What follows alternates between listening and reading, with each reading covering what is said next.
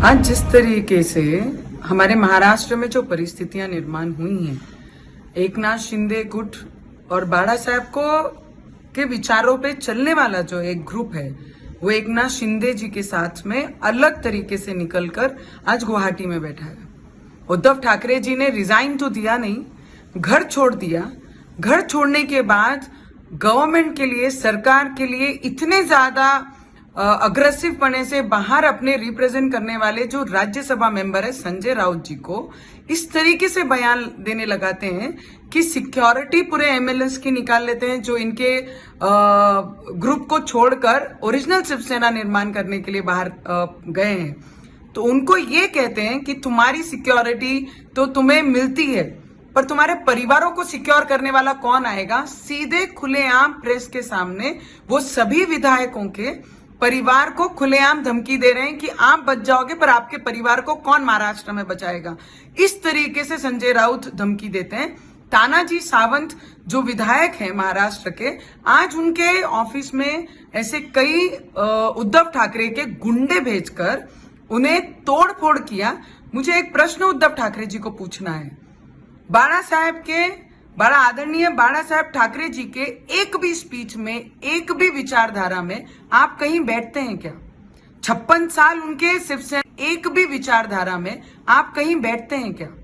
56 साल उनके शिवसेना को, ओरिजिनल उनकी विचारधारा को मानने वाले लोगों ने 56 साल उनके शिवसेना में निकाले। आज सडन ऑफ उनके ही कार्यकर्ता आज बाहर क्यों जाते हैं?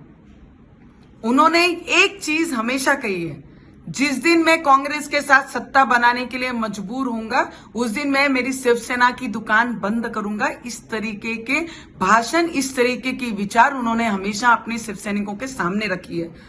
उन्होंने कहा है हमेशा कि मैं हिंदुत्ववादी हूं और हिंदू लोगों के लिए काम करता हूं। इस तरीके की विचारधारा आदरणीय बाला साहब ने हमेशा अपने भाषणों में दी है। और आज उद्धव ठाकरे जी ने जो निर्माण किया, उनके जाने के बाद सिर्फ उद्धव ठाकरे के गुंडे निर्माण किए हैं।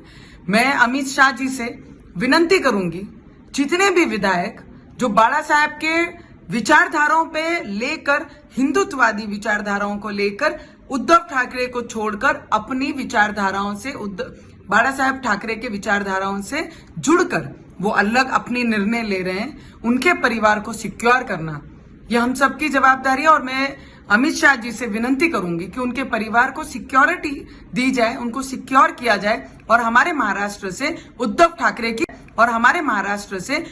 ठाकरे की गुंडेशाही ये बंद की जाए। क्योंकि बार बार ये 2.5 वर्षों में हमारे महाराष्ट्र में उद्धव ठाकरे की गुंडागर्दी और पावर का दुरुपयोग और संविधान को खत्म करने वाला नियम इन्होंने महाराष्ट्र में लाया है। ये 2.5 सालों में मैं आपसे विनती करूंगी, जल्द से जल्द ये परिवारों को सिक्योर किया जाए और राष्ट्रपति शासन ये महाराष्ट्र में लगाया जाए। इतनी मैं आपसे जरूर विनती करूंगी।